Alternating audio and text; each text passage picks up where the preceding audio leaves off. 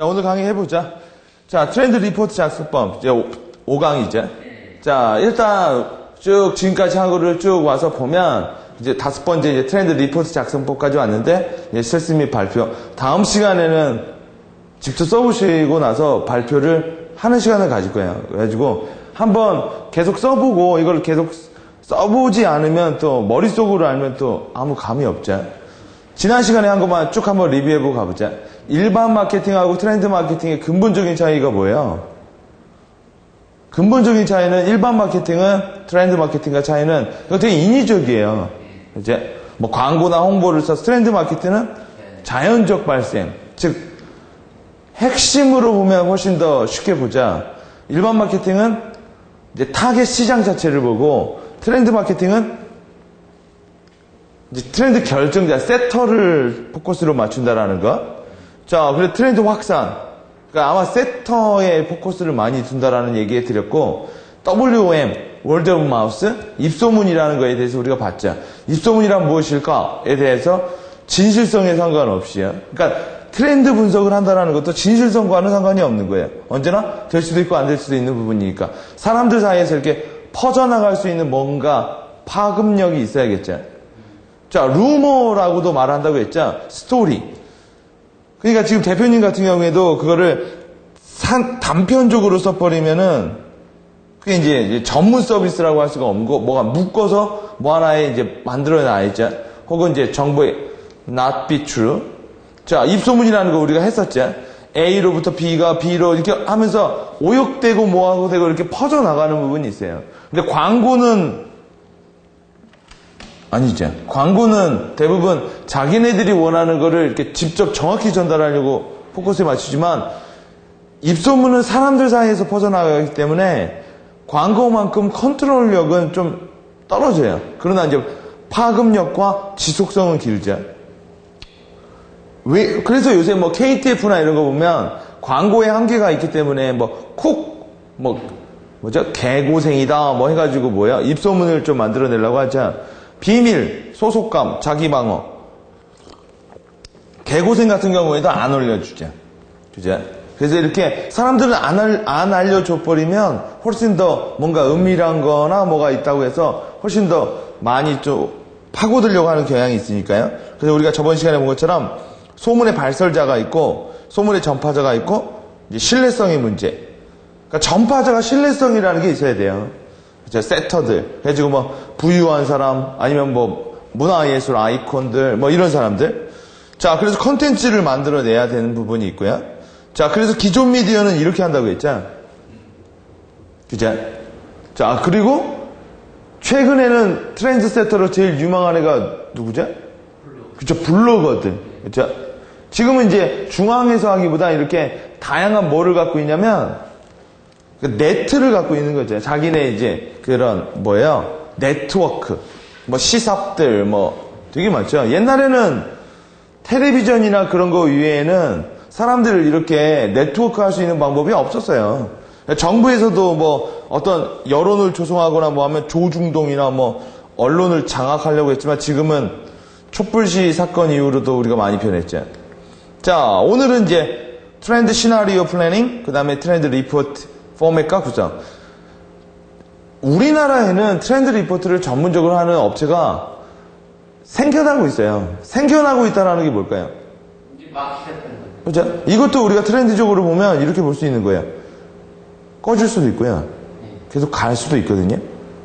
그죠? 근데 우리가 이제 외국 케이스로 봤을 경우에는 트렌드 리포팅이나 트렌드 컨설팅 시장이 점진적으로 늘고 있는 경향이 있지 뭐 줄어드는 경향은 없거든요. 아니 더 나아가서 트렌드 왓칭닷컴 같은 경우엔 전 세계로 커버링하고 있거든요.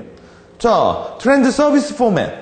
자, 트렌드 서비스 포맷이라는 건 뭐냐면 트렌드를 서비스할 때 말 그대로 똑같은 상품도 어떻게 파느냐에 따라 가격이 되게 달라져요. 특히 이 지식 컨텐츠 사업은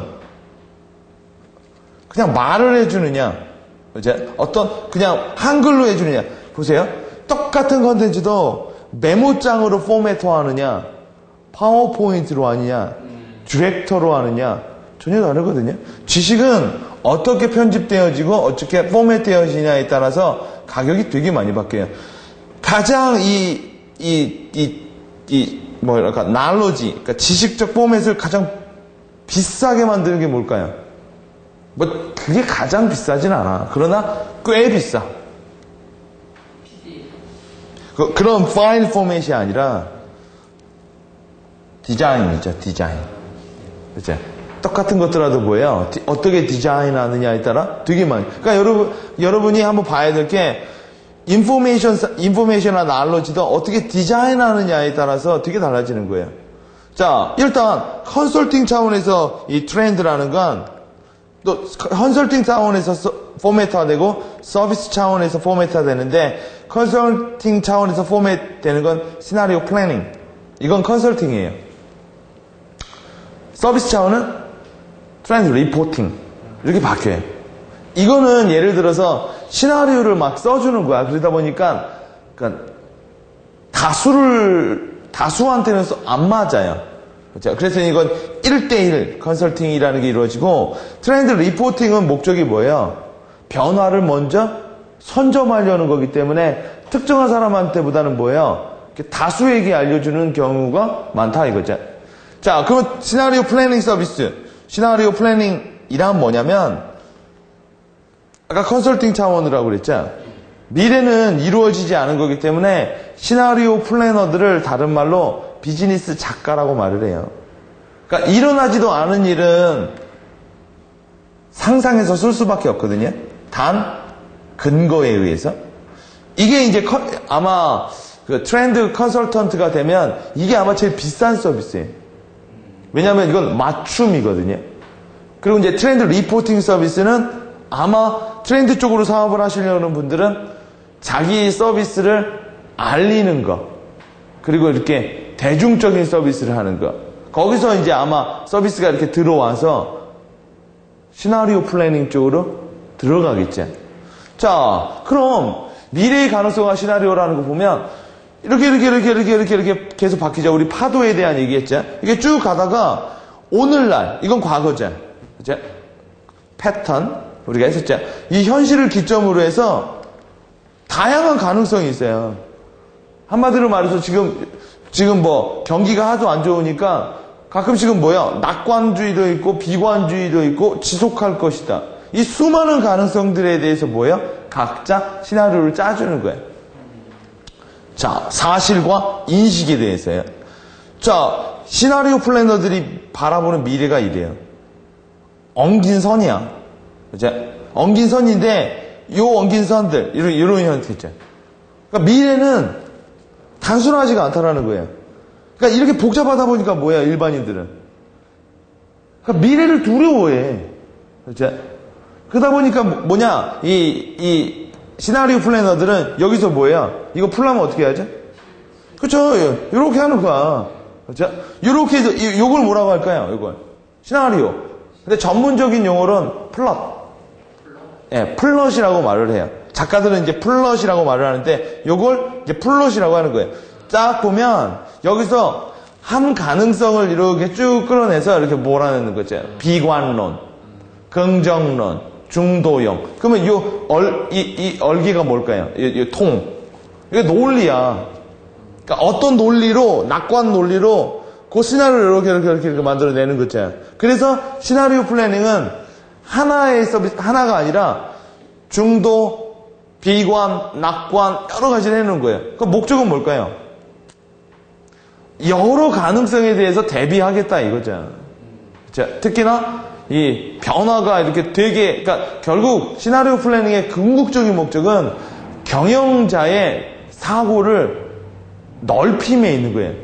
오케이? 이럴 수도 있고 저럴 수도 있다. 뭐 이런 거니까. 그래서 이렇게 짜주는데 각각의 시나리오들이 있죠. 시나리오들. 자, 시나리오 플래닝이란 미래의 불확실성을 인정하고 현실이 될지도 모르는, 미래가 현실이 될지도 모르는 모든 미래에 대해서 대처할 수 있는 전략적 결정을 하는 거예요. 이런 느낌으로. 이제 향후에 심화 과정에서 들어가시다 보면 이제 하나하나 쓰는 법을 우리가 배워보겠죠. 자, 가장 유명한 사람이 시나리오 플래닝 대가라는 사람이 허먼 칸이라는 사람이에요. 이 사람이 왜 유명하냐면 이 사람이 전쟁 시나리오를 이렇게 만든다고 해요. 그러니까 만약 북한군이 이렇게 쳐들어오면 이렇게 됐죠. 이렇게 만약 중국군이랑 이렇게 하면 이렇게 됐죠. 언제나 뭐예요? 설마 이런 식으로 거기서부터 이제 큰일이 난다라는 거죠. 알고 있으면 대처할 수 있거든요. 모르고 있으면 멍 때리죠. 그죠? 그런 부분에서 아마 시나리오 플래닝이 가장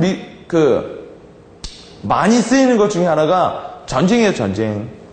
그러니까 북한군의 어떤 거를 봐서 독특한 행동이 나면 뭐예요? 그거에 따른 모든 플랜을 다 짠다고요. 일종의 민방위도 그런 거고, 진돗개 하나, 진돗개 둘, 이것도 뭐예요? 시나리오예요, 시나리오. 국방부에서는 예전에 제가 국방부에서는 그러니까 작은 사건 하나하나마다 무시하지 않는다고요. 우리가 두 번째 시간에서 배운 것처럼 소수자의 법칙, 깨진 유리창의 법칙, 이런 게 적용이 되기 때문에 이 기법을, 이 허먼 칸이 군대에서 썼던 기법을 처음으로 기업에다가 도입해서 크게 성공한 사람이 피에르 왁이라는 사람이에요. 이 사람이 뭘로 했냐면 중동 사람들이, 그러니까 미국이 이스라엘을 지지하거든요. 근데 이스라엘을 지지하는데 만약 중동 애들이 그걸 싫어해가지고 석유를 무기화한다면 그럼 어떻게 될 것이냐라는 시나리오를 만들었는데 미국 애들은, 그러니까 미국 애들이 아니라 쉘이라는 정유사를 제외하고는 그렇게 안 될 거라고 생각했어요. 안 될 거가 아니라 그걸 자체 생각을 못했어요. 그리고 쉘은 그렇게 될 거라고 생각을 하고 기름을 비축하기 시작했어요. 그리고 피에르 왁이 예시한 정확히 타이밍을 맞출 수는 없겠죠. 근데 그 정도, 그 시기에 정말 그런 일이 일어나 버린 거예요. 그런 징후들을 받기에. 그래서 쉘이 당대 되게 하위권이었는데 이때를 기점으로 올라선 거예요. 그래서 이런 말이 있는 거예요. 누구에겐 위기지만 누구에겐 기회이다. 시나리오 플래닝은 또 재밌는 또 사건도 있죠. 최근에 에너지 이유가가 나왔을 때 미국 애들은 이런 시나리오를 짰대요. 기름은 파면 돼. 더 많이 있을 거야. 그래서 걔네들은 에너지 효율에 대한 관심이 그렇게 없었어. 그리고 차라리 뭐예요? 이라크를 쳐들어가서 유전을 확보하는 게 더 낫다고 봤어요. 근데 일본 애들은 더 장기적인 플랜을 짠 거예요. 결국 석유는 고갈될 것이다. 그럼 인류는 어떻게 할 것이냐? 에너지 효율을 높일 수밖에 없다. 그래서 이런 말이 있는 거예요. 10년의 대장기 불황이 일본에 어쩔 수 없이 겪어야 됐던 그 과정일 수도 있었다. 왜?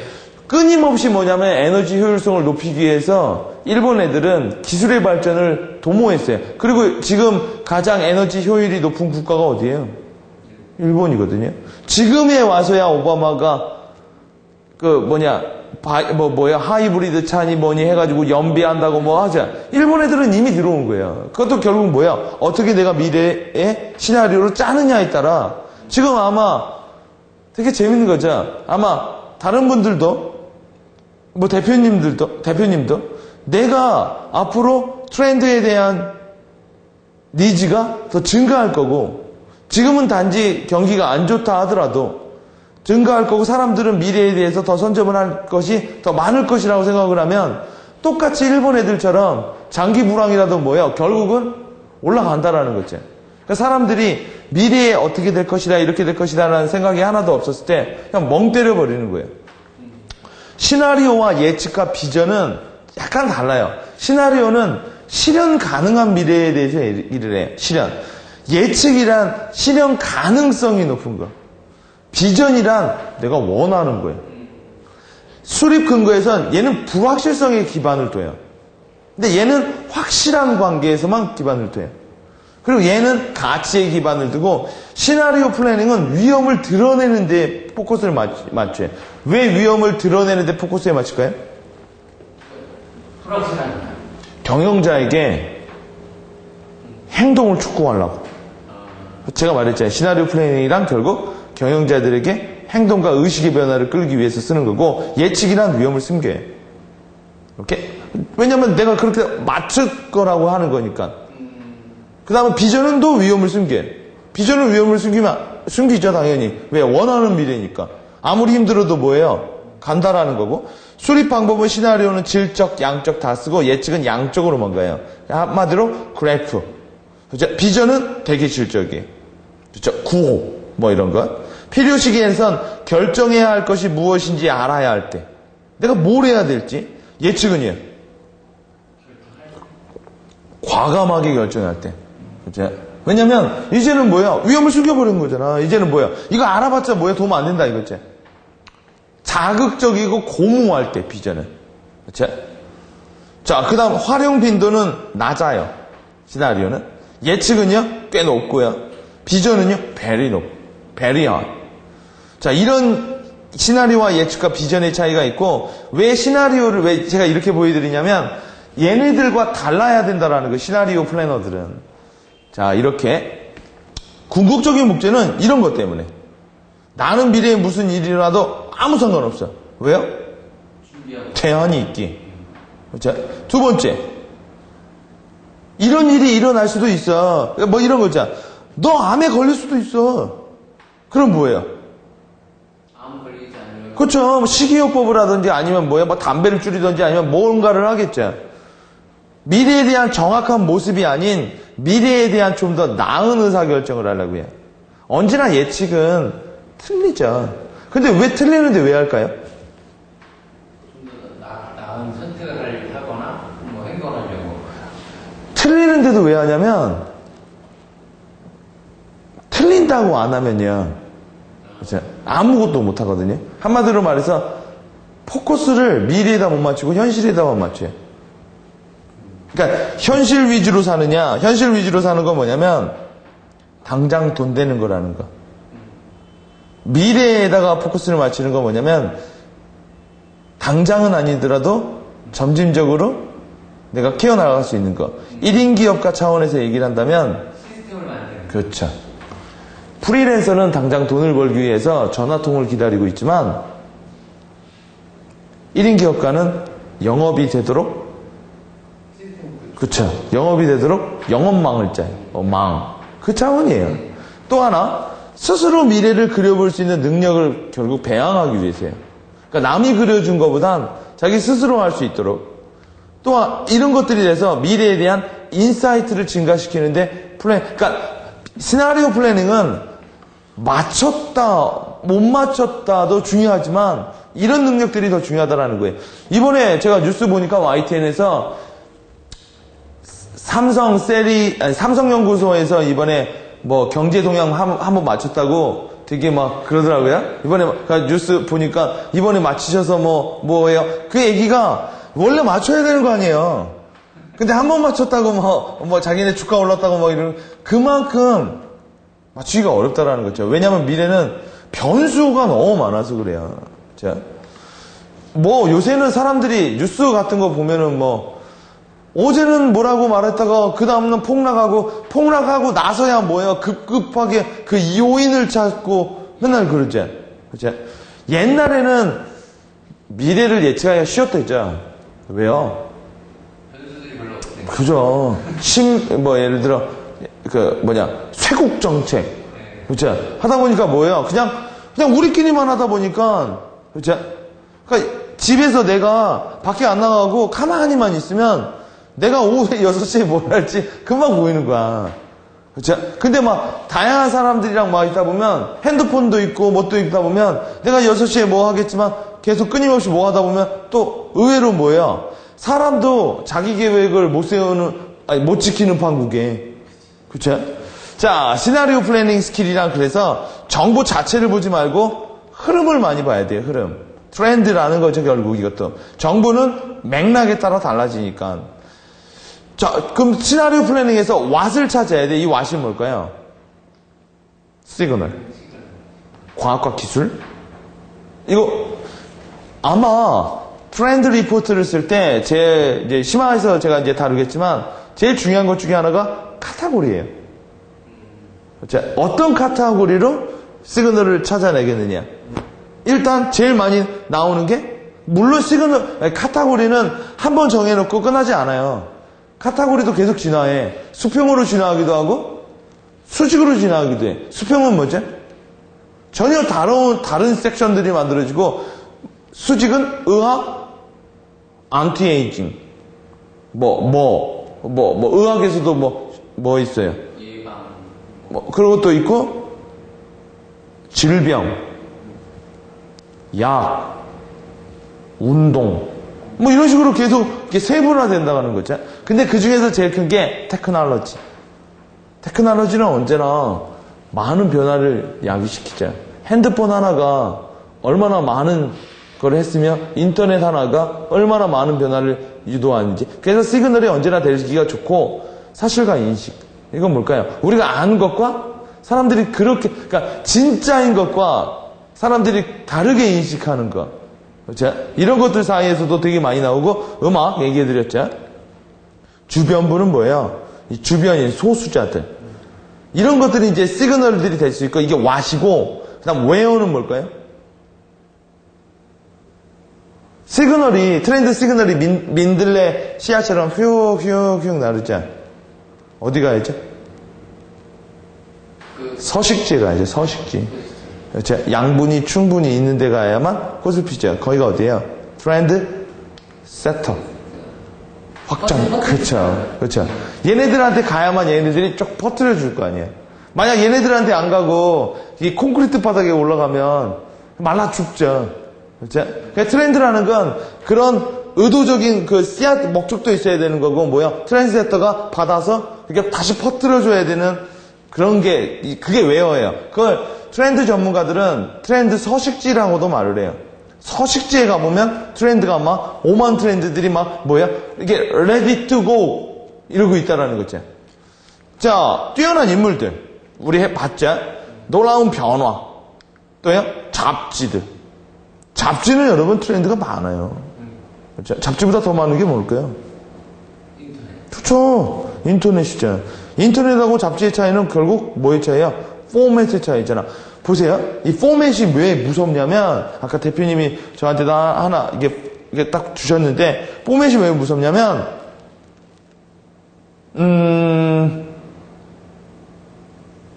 똑같은 얘기도 인터넷에 나오느냐, 조선일보에 나오느냐에 따라 정보의 신뢰도가 떨어지잖아요. 그렇죠? 그러니까 똑같은 얘기도 어떻게 에디팅하고 어떻게 패키지하고 그 다음 포장 디자인하는 거. 그죠? 그런 거. 그거 보면 되게 좋은 서비스를 하는 사람들 보면 일단 디자인력이 좋아. 일단. 제가 느끼는 것도 초대장 하나도 그냥 A4 반 글자에서 복사한 거하고 그 빳빳한 중에다. 그럼요. 네, 느낌 다르죠. 네, 풀로 하는 거하고 그 다음에 옛날 그 촌농으로 해가지고 문장 찍는 거 있죠? 전혀 다른 얘기죠. 그죠? 자, 그 다음 조직적인 네트워크를 갖고 있는 것. 블로그나 아니면 우리 파워 블로그 이런 거 있죠? 네이버. 자, 이런 거 디스커버리 채널을 많이 봐도요. 트렌드에 대해서 많이 볼 수 있어요. 근데 저기 사이트를 한번 들어가는데 이거 어떻게 봐야 될지. 이제 그거 보는 거는 이제 계속 트렌드 공부를 하다 보면, 왜냐면 얘네들이 워낙 문화, 자연, 과학 되게 많이 다뤄요. 그러다 보면 쭉 보다 보면 이제 감이 생겨난다라는 게, 어떤 건 죽을 거고 어떤 건 살아날 거고. 자, how는 뭘까요? 이제 how는 고정관념 또는 결론과 반대되는 정보를 찾는 것도 좋아요. 그러니까 뭔가 something new니까. 이제 사람들은 매번 그렇게 생각했지만 진짜는 그러지 않은 거야. 그러니까 우리 저번에 한번 얘기했듯이 햇반은 편리함이지만 의외로 뭐예요? 또 다른 거일 수도 있다라는 거죠. 또는 결론과 반대되는 내용들. 그러니까 우리가 알고 있는 거에 정 반대되는 내용일 수도 있고, 스스로 이게 다양한 질문을 던져야 돼요. 그러니까 트렌드 하는 사람은 박쥐처럼 탐색을 한대요. 박쥐가 어떻게 정보 탐색을 해요? 보냈다 받고 이렇게. 이제 이렇게.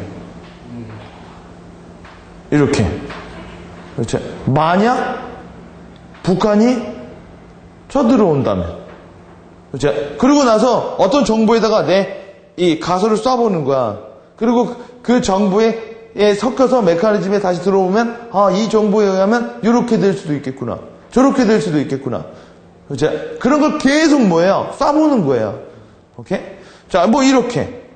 자, 그래서 이렇게 나오는 거잖아요.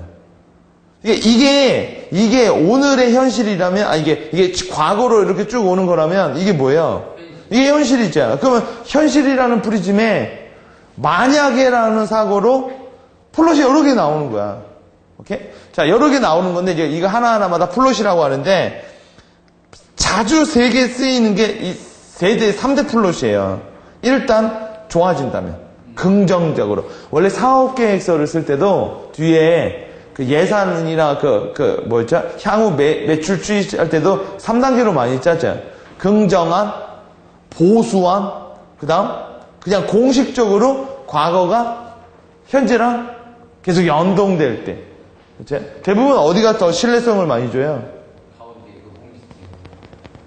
신뢰성, 설득을 많이 하려면 이제 이거죠. 부정적으로 잡아도 이 정도다. 뭐 이런 게 나오니까. 그치? 사람들은 이걸 기반으로 생각하는 경우가 더 많아요. 왜냐면 이거는 뭔가 잃어버리는 느낌이고, 이거는 뭐예요? 아, 이거는 뭐, 못 얻어도 뭐, 그쵸? 이거는요. 아, 원래 그럴 것 같고. 이게 사람들의 행동을 많이 변화시키죠. 부정적인 게. 피터 스워츠라고 되게 유명한 시나리오 플래너가 있죠. 이 사람은 같은 경우에는 이렇게 여러 가지 플롯을 써요. 첫째, 도전과 대응 플롯이라는 것도 있어요.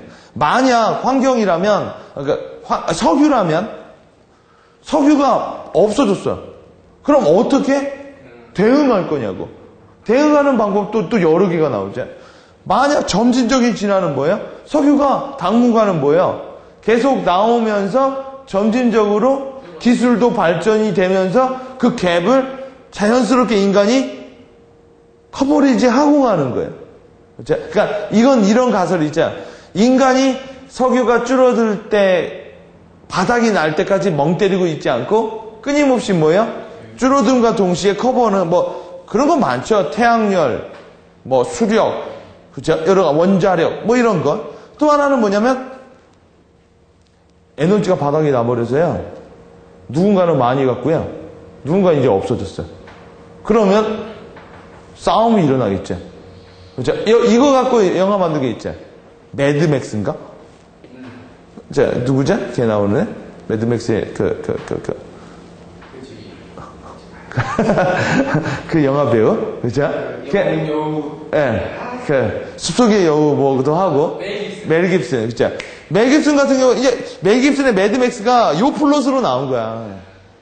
그죠? 요 플롯은요. 요 플롯은 그렇게 재미가 없지. 영향을 많이 못 미치지. 이거는 그냥 사람들이 뭐예요? 막 그런 거지. 막 유선 타고 다니고 뭐예요? 이건 그거다. 백투더 퓨처 2. 백투더 퓨처 2에서 박사님이 미래에서 오는데, 마이크를 걔를 대고 미래로 가는데 막 쓰레기를 집어넣어. 그죠? 막 쓰레기 집어넣고 뭐야? 그거로 막 간다고. 뭐 이런 긍정적인 미래. 그죠? 자, 또 이런 것도 있어요. 얘기하지 못한 거. 예를 들어서 막 있는데, 이런 것도 있다고. 이제 석유가 고갈하는데, 막 이렇게 준비하고 있는데요. 어느 날 우연히 태평양에서 인류가 1000년을 쓸 수 있는 석유가 나와버린 거야. 그러면 뭐가 됐어요? 그러면 이제, 그렇죠. 아니면 이건 어때요? 위성이 떨어졌는데, 그게 막 석유 덩어리야. 그렇죠? 혹은 이건 어때요? 어떤 복제 기술이 발전이 돼가지고 돼지가 나왔는데 돼지가 석유를 싸. 그죠? 이거 예기치 못한 거. 성장과 쇠퇴. 계속 끊임없이 살아들고 왔다 갔다 할 것이다. 또 무한한 가능성. 우주에 가. 우주에 갔더니 어마어마하게 뭐야? 석유 행성을 발견했어요. 무한한 가능성도 있고요. 영웅. 이건 뭘까요? 석유를 만들어낼 수 있는. 그렇죠. 누군가 어떤 영웅이 뭐예요? 완전히 이 세상을 구원한 거야. 미국인들이 이런 거 되게 좋아해요. 슈퍼맨. 그렇죠? 또 하나. 마이 제너레이션이 뭘까요? 내 세대에서는 어떻게 될 거냐. 진짜 좀 짧게. 그렇죠? 여러 가지를 보는데 플롯을 볼 때는 제일 중요한 게 원동력이에요. 이게 뭘까요? 원동력이라는 건 뭐냐면 그러니까 석유로 얘기를 들어보자. 이 미래의 원동력이 뭐냐면, 에너지를 계속 갈구하려는 사람들의 그 디자이어. 뭐가 미래를 끄느냐 이거죠. 대부분의 여러분, 예를 들어, 어쩌면 여러분, 기술력일 수도 있는 거야. 그치? 어떻게 보면, 이 문화예술 차원에서는 뭐야? 다양성일 수도 있는 거고. 그치? 예를 들어, 사람들마다 자기 미래 원동력이 있어요. 자기가. 어떤 사람은 그냥 긍정적 마인일 수도 있고, 어떤 사람은 돈일 수도 있고, 어떤 사람들은 사람일 수도 있는 거고, 어떤 사람은 스스로의 비전일 수도 있는 거고요. 그러니까 원동력을 찾아내는 게 제일 중요해요. 원동력이 뭐냐. 자, 토플러 이거 봤자 한 방이 뚝 쏘면 퍼지는 거야. 자, 미래 시나리오에는 5개 이제 원동력이 있어요. 이거 제가 이제 짧게 정리해서 스텝스라고 하는데 차근차근 올라간다. 원동력이 뭐냐면 첫째, 사회의 원동력, society. T는 뭘까요? 그쵸? 테크놀로지. 그쵸? 기술, 끊임없이 기술. 특히 뭐예요? 막 복제 기술. 막 이런 것들이요. 자, 이코노미, 경제. P는 뭘까요? 지금 그건 소사이어티 쪽으로 가깝죠. 지금 불경기가 계속 되는데 정부가 어떤 정책을 펴가지고 계속 뭐예요? 그 위기를 극복하려고 하자. 그죠? politics. 그죠? 그러니까 미래의 시나리오가 어떻게 한다는 건 이 정책이 어떻게 하느냐. 예를 들어, 복제 기술은 경제성과 이제 테크놀로지, 사람들의 인식, 정책. 이제 또 하나 S는 이게 뭘까요? surrounding, 환경. 그죠? 요 5개가 대부분 미래 원동력이라는 거예요. steps. 하나하나씩 밟아 올라간다. 자, 미래 리딩 이제 프레임워크라는 게 요거. 그러니까 어떤 거를 봐도 요 5개 플레임 안에서 요 안에 들어와서 플레임으로 봐봐야 돼요. 그러니까 예를 들어 어떤 게 나왔으면 사회적으로 어떻게, 경제적으로 어떻게, 정치적으로 어떻게, 경제적으로는 이게 어떻게, 혹은 환경적으로. 특히 요새 이게 장난 아니게 커져가고 있거든. 자전거 같은 경우에도 자전거도 경제성을 봐야 돼. 경제성이 없으면 안 되죠. 사람들이 결국 사회성이 있어야지. 지금 요새 자전거가 점점 가벼워지죠. 그죠? 그리고 서라운딩, 당연히 이게 제시했죠. 자전거를 요새 MB주라고 하잖아요. MB주. 그죠? 막 이런 거. 어떻게 이게 발전을 하겠느냐, 이런 거 봐서 이게 미래예요. 그러면 이게 돌아. 그럼 이게 돌면 뭐가 돌까요? 확실성이 돌아. 확실성. 이제 분명히 이게 돌면 이게 돌고, 그럼 이건 뭘까요? 그럼 불확실성인 거예요. 정말 얘가 돌까? 안 돌까? 그러면 전략적 시사점은 어디서 나올까요? 전략적 시사점은 불확실성이 나오죠. 이럴 수도 있고 저럴 수도 있잖아. 그죠? 뭐 이런 거. 원동력이 있죠? 원동력은 우리가 트렌드에서는 이제 또 트렌드 세터들, 그 원동력이 분명히 이렇게 만들죠. 그러니까 한마디로 말해서 뭐 아까 본 것처럼 복권 투자가 막 했어. 그러면 배슬기라는 애가 이제 뭐야, 원동력으로 작용하죠. 그럼 또래 집단 애들이 확실하게 하죠. 그럼 그렇게 했다고 해서 복고 옷까지 팔릴까요, 안 팔릴까요? 이제 불확실성인 거죠. 여기에 전략적 시사점이 들어오고, 팔릴 수다, 안 팔린다, 뭐 한다, 뭐 이렇게마다 뭐야? 시나리오 플래닝이 들어가는 거예요. 자, 예를 들어 인터넷이 활성화가 되면 확실성은 뭘까요?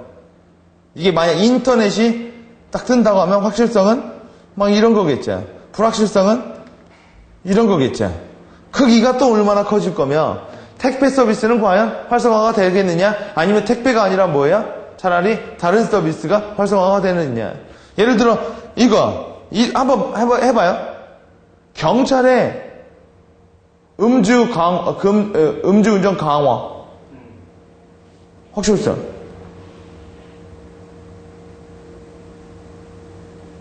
분명히 강화를 하면 검거가까지는 아니어도 걸리는 애들이 많이 늘어나겠죠. 그럼 불확실성. 대리운전이 늘 것이냐? 그렇죠? 아니면요? 술 시장이 줄 것이냐? 그렇죠? 그러면 이거에 대해서 전략적 시사점이 있는 거야. 분명히 음주 단속을 많이 하면 걸리는 확률이 높을 테니까. 경찰이 교통, 이거 있잖아. 규범물 단속을 되게 철저히 해. 확실한가? 걸리는 애들이 많아지겠죠. 그러면 또 부수적으로 대리운전이 커질 수 있어요. 음주운전 말고 그냥 단속. 그럼 뭐 예를 들어 뭐 주차장이 커질 수도 있고, 또요? 그 걸리는 보험회사가 커질 수도 있겠죠. 요새 뭐 8대 중과실이니 뭐니 그런 것도 생겼잖아요. 8대 중과실 시장은 뭐 왜 열렸어요? 정부가 그것까지도 뭐야? 엄격하게 한다고 하니까 뭐야? 보험료 서비스가 나오는 거죠? 자, 이런 것처럼. 연습 문제 두 번째. 외국인 학교가 2000 몇 년도부터 내국인 50% 허용한대요. 이거 확실한 거죠? 발표 났잖아. 그럼 불확실성한 건 뭐죠? 이거의 원동력이 뭐야? 글로벌이라는 미래 원동력이 외국인 학교를 만들었잖아. 혹은 글로벌이라는 거 안에는 다양화라는 것도 있잖아. 그럼 내국인 50% 허용되면 불확실성은 뭐가 있어요? 그러니까 영어가 더 커질. 그렇죠. 영어학원이 더 커질 수도 있고요. 유학이 줄 수도 있고요. 그 다음에 뭐 외국인 그 과외 1대1 과외라든지 오케이. 그게 늘어날 수도 있는 거고. 사교육비가 증감할 수도 있는 거고. 그 다음에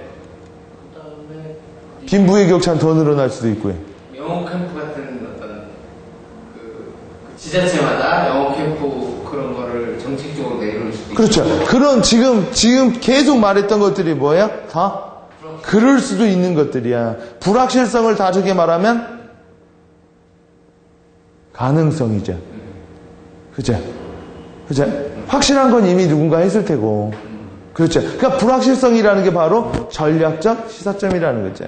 트렌드, 그러니까 시나리오 플래닝에선 그걸 리스팅해주고 상상력으로 이렇게 될 거고, 이렇게 될 거고, 이렇게 될 거고, 근거는 이제 뒤에 가서 이제 나오겠지만, 미래 시나리오 리허설이라는 건 뭐냐면, 시나리오 제목에 메시지를 분명히 쓰는 게 좋아요. 이렇게. 그러니까 제목 자체를 멋있게 써야 돼. 석유는 없다. 매드맥스. 21세기 매드맥스. 뭔가 제목에서 뭐예요? 아니면 우주를 향한다. 이런 식으로 제목을 딱 보는 순간 뭐예요? 어떤 시나리오인지 딱 알겠다. 그러니까 제목 자체가 재미가 없으면 안 돼. 또요? 미래가 복잡할수록 간략한 시나리오가 좋아요. 그렇죠? 원래 복잡한 놈을 간략하게 만들려고 하는 것도 복잡하게 쓰면 안 되죠. 2개에서 3개 정도의 시나리오만 개발하는 게 좋아요. 왜 그럴까요? 너무 많으면 그리고 돈이 너무 많이 들어. 그죠? 이거야. 부정, 공식, 긍정, 공식, 부정. 그리고 요 갭차에서는 여기서 약간 커버리지가 달아주는 거예요. 근데 이 미세화가까지 하면 복잡해지죠. 또 전략적 대화라는 게 뭘까요? 이거 되게 중요한 얘기예요. 전략적 대화가 뭐냐면, 야, 그건 그거 아니겠어? 이렇게 하는 게 아니라, 이렇게 되면 어떻게 될까? 이렇게 되면 어떻게 될까? 전략적 대화라는 건 계속 가능성에 대해서 서로 얘기를 해보는 게 전략적 대화라고 해요. 그러니까 한 사람이 그냥 말해가지고 그냥 그렇게 하는 건 너무 일방향적인 거고, 그러니까 만약 저도 저희 직원들이랑 전략적 대화를 되게 많이 해요. 만약 내가 어떤 서비스를 만들어서 이렇게 한다면 어떤 일이 일어날까? 과연 애들이 그 서비스를 이용할까? 만약 안 이용한다면 왜 안 이용하는 걸까? 이게 다 전략적 대화야. 언제나 미래의 시나리오를 놓고 한다. 그런 거죠. 이거는 아니에요. 될까 안 될까? 이거는 시나리오가 아니지. 될까 안 될까는 뭐야? 그냥 부정긍정 듣겠죠. 근데 좋아. 될까 안 될까? 그럼 된다고 했어요. 안 된다고 했어요. 그럼 결국 된다고 했어요. 그러면 이제 물어보는 게 그거죠. 되려고 하면 어떻게 해야 될까? 이건 뭐야? 긍정적인 방향에서의 전략적 대화죠. 부정적인 대화는 오래 못 가요. 자, 시나리오를 통해 미래를 스스로 깨닫게 하는 거예요. 내가 전략적 대화를 많이 해가지고 스스로, 그러니까 결국은 어떤 사람이 사업을 한다고 해도 누가 야 이거 안 될 것 같아 하지 마, 이게 아니라 자기가 수없이 가설을 세워보고 수없이 시나리오를 세워본 다음에 스스로가 뭐예요? 안 될 것 같으면 스스로가 포기하는 거예요. 결국 스스로 되지 않으면 안 해요. 모든 뭐 강의를 듣거나 뭐를 하거나 결국 누가 하란다고 해요? 자기가 하고 싶을 때 하는 거지. 자, 시나리오를 통해 행동의 변화를 유도시켜야 되죠. 왜 트렌드 리포트 뒤에 가서 얘기했지만 트렌드 리포트에 그림이 크게 붙이는지 아세요? 보고 이게 딱 뭐랄까 메시지를 더 그렇죠. 사람은 글보단 그림이 훨씬 더 많이 남거든. 또요? 딱 보이잖아요. 또요? 하나자. 또 뭐예요? 그렇죠. 이런 것 때문에 그 이미지를 되게 중요시 여긴다. 그러니까 겁을 집어먹고 심각하게 고려할 만한 플롯은 한 개 정도 넣는 게 좋다고 해요. 왜요? 결국은 컨설팅을 받거나 어떤 나한테 교육을 받거나 뭘 했을 때 행동의 변화가 일어나지 않으면 뭐예요? 아무 의미가 없는 거잖아. 그렇죠? 그러니까 부정, 겁먹을 만한 거 하나 집어넣어야만 사람들이 쫑긋하다는 거죠. 사람들은 플러스 알파보다는요, 마이너스 됐을 때 되게 두려워하는 경우가 있거든요. 전략적 대화라는 게 이런 거예요. 그렇죠? 이게 전략적 대화죠. 여러분, 은근히 시나리오 플래닝을 쓰죠. 만약 소비자들이 그렇게 한다면 어떻게 할 건가? 아, 저희는 이거 이렇게 해서 진행한, 만약 그게 안 된다면? 그죠? 그죠? 그걸 페이퍼로 쓰는 게 아니라 대화로서 계속 해보는 거야. 그러다 보면 다른 사람들까지 뭐예요? 더 많이 고려를 하죠. 그래서 트렌드 그 컨설턴트들은 이렇게 모여서 의학, 과학, 마케팅, 이쪽에서 마케팅에서 이런 게 한다고 하면 이 사람은 그게 의학적으로는 어떻게 된다라는 걸 쓰기보다는 일단 전략적 대화를 많이 해요.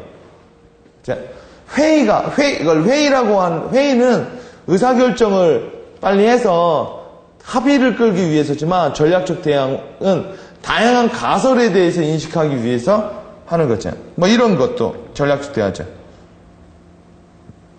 야, 너 오늘 오늘 저녁에 어디 간다면 이런 식으로 계속 전략적 대화라는 건 불확실성에 대한 대화인 거죠.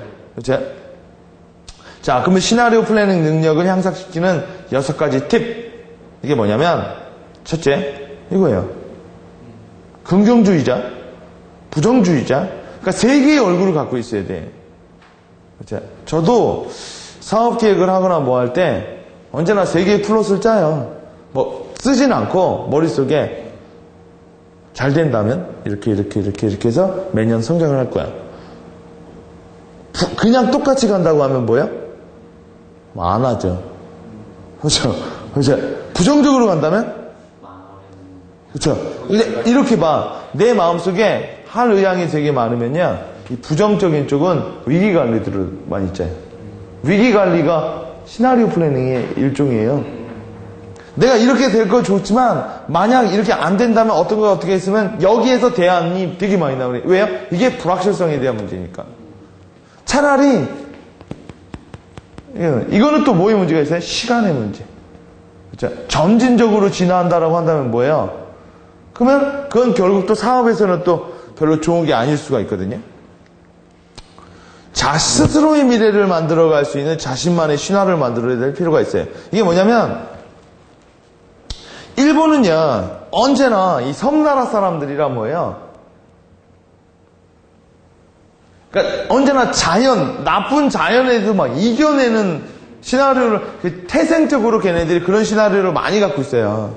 그러다 보니까 위기가 닥치고 하면 하냐면 계속 그거에 대해서 극복하려고 들어. 그렇죠? 미국 애들은 개척이라는 자기네들의 시나리오가 있어요. 그렇죠? 끊임없이 뭐냐면 석유가 이게 없어지면 얘네들은 이겨내려고 하는데 얘네들은 어디 가서 다시 팔라고. 달에 가서 파던, 아니면 어디 가서 파던 옛날부터 뭐예요? 어디가 계속 뭔가 발견을 해왔던 애들이라. 그러니까 이게 뭐냐면 여러분도 나도 자기만의 신화 스타일이 있는 거예요. 어떤 사람들은 위기가 되면 움츠리는 스타일이 있고, 어떤 사람들은 위기가 있으면 뭐 이런 거 있죠. 어떤 사람들은 공부를 하든 안 하든 일단 무조건 가는 스타일도 있고, 그죠? 또 뭐 어떤 사람들은 또 뭐예요? 그냥 그때그때 자기가 필요한 것만 오는 사람도 있고, 그게 그 대부분의 미래는 전략적인 것도 있지만 습관적인 것도 되게 많거든요. 노끈 이론, 이건 뭘까요? 들어보셨어요? 이 세상의 모든 것은 노끈으로 연결되어 있다. 그렇죠? 하나가 변하면? 그렇죠. 결국 변한다. 결국 뭐의 차이예요? 하나의 차이.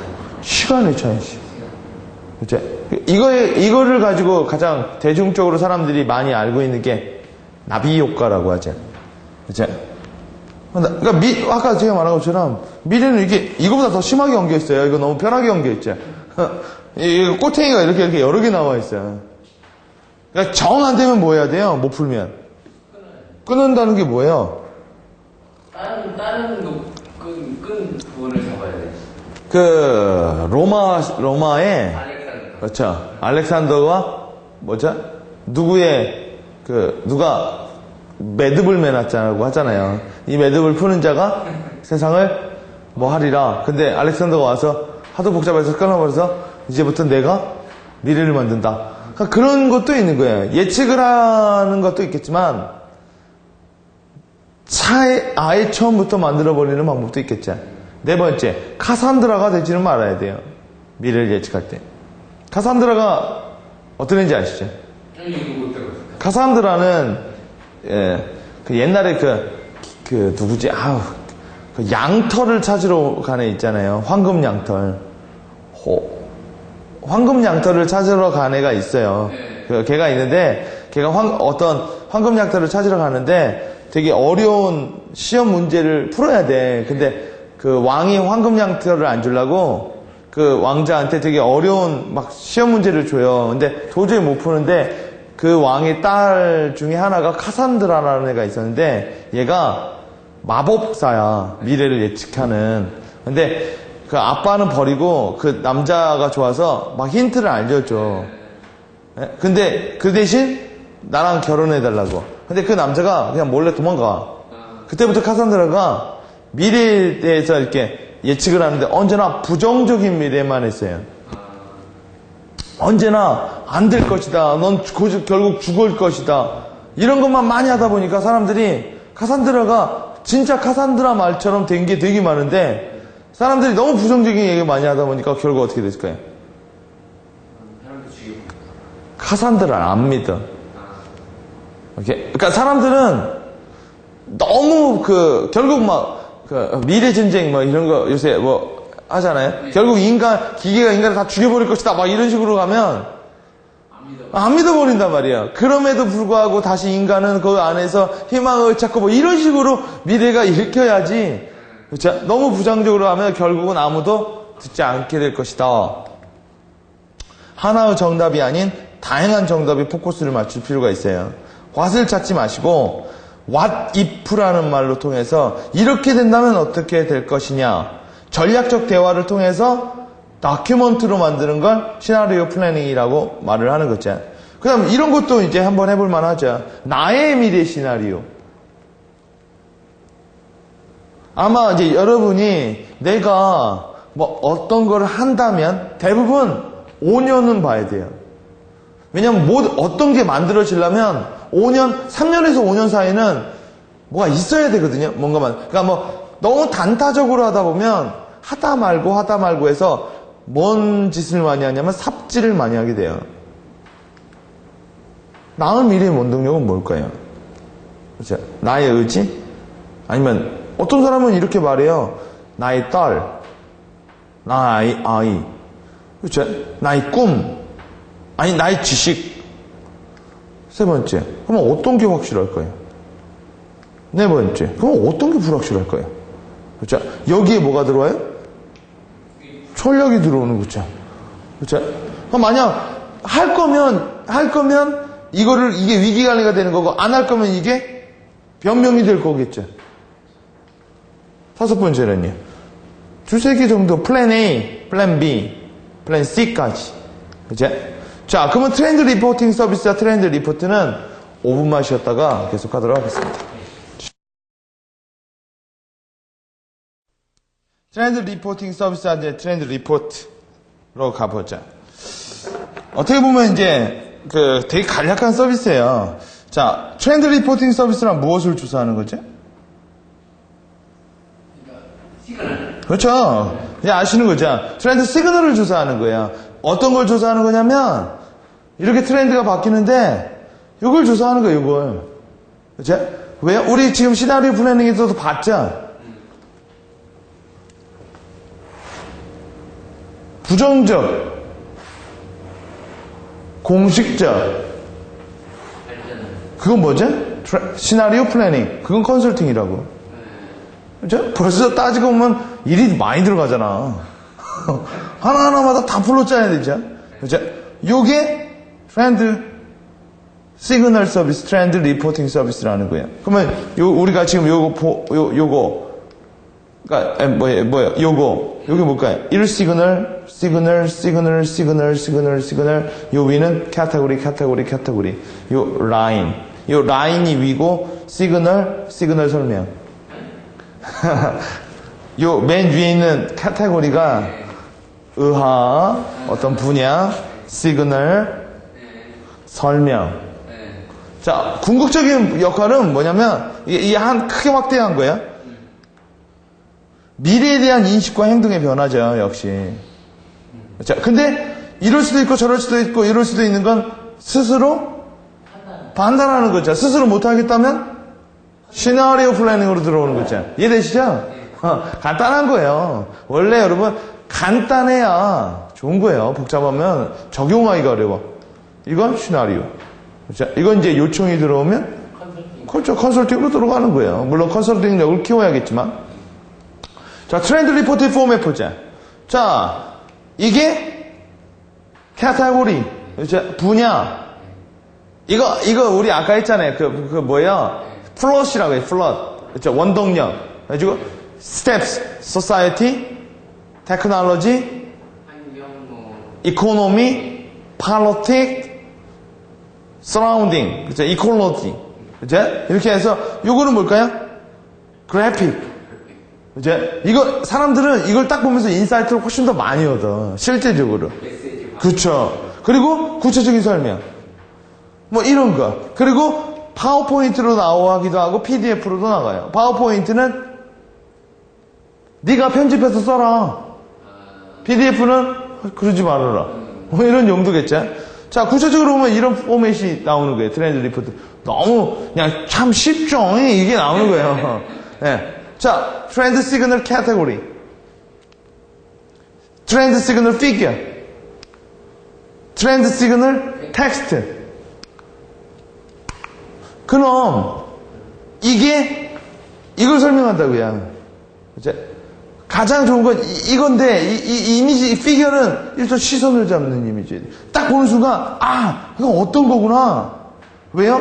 결국 행동을 변화시키기 위해서 하는 거니까. 아무리 글을 써도 잔상이 안 나와. 글은 시그널은 뭐야? 이렇게 뭔가 탁탁 던져줘야 되잖아. 그래서 아까 앞에서 이렇게 딱 보면 여기 트렌드 와칭이라는 데도 뭐야? hundred of graphics를 자랑한다고. 왜 트렌드 리포터가 디카가 있어야 되는지 아시겠죠? 시선을 잡는 이미지, 트렌드 시그널 텍스트의 이해를 돕는 이미지. 그죠?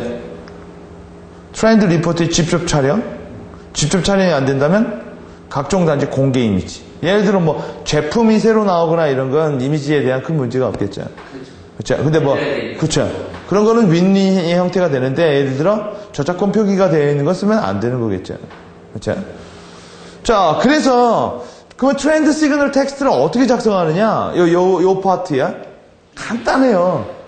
첫째, 내가 누구한테 서비스를 하는지 생각을 해봐요. 누구한테 서비스 할까요? 미래에 대해서 궁금해하고 궁금 갖고 서비스를 받잖아. 미래를 선점하고 싶어 하는 애들이겠죠. 변화에 빨리 대응하려고 하는 애들. 그런 애들이 아마 1타겟이죠. 그런 애들의 니즈가 있다라는 거를 생각해 봐야 돼요. 언제나 서비스라는 거, 특히 유료 서비스라는 건 고객의 니즈를 충족시켰을 때만이 가치가 있는 거예요. 그러니까 내가 트렌드 시그널을 분석할 때도 그냥 순수하게 시그널을 조사하면 안 되는 거야. 걔네들이 뭔가 알고 뭔가 인플루언스 줄 만한 거. 한마디로 말하면 내가 만약에 이 시그널을 이거를 주 1회 그러니까 달 4회죠. 그래서 내가 20만 원을 받아. 예를 들어 20만 원의 가격치를 할 시그널, 20만 원의 가치를 할 시그널. 예를 들어 20만 원을 준다면 결국은 60만 원의 가치를 할 시그널. 그만큼 임팩트 있는 거, 그만큼 나에게 도움이 될 만한 시그널을 찾는 게, 그러니까 순수하게 내가 정말 중요하구나 라는 시그널을 찾으면 그건 상사한테도 클레임을 받고 서비스를 받는 사람한테도 클라이언트를 받는 거죠. 제일 중요한 건 언제나 트렌드 시그널을 조사할 때 언제나 클라이언트, 상사가 뭘 하려고 하는지를 염두한다.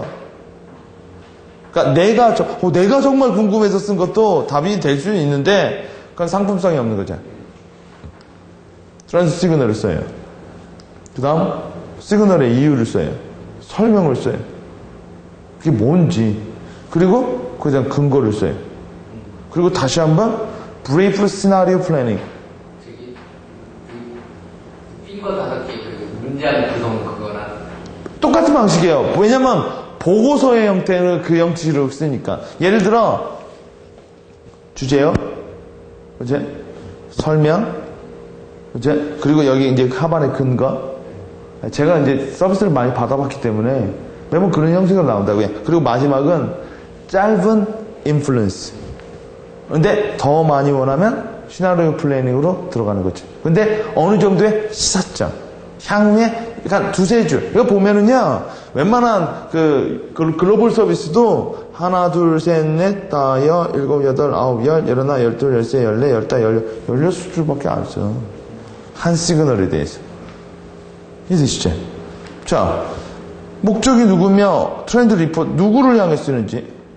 내가 유료를 서비스하면 돈의 가치가 있어야 되는 거고, 만약 기업 내에서 쓴다고 하면 상사가 어떤 일을 하려고 하는지 알아야 시그널을 줄 거 아니에요.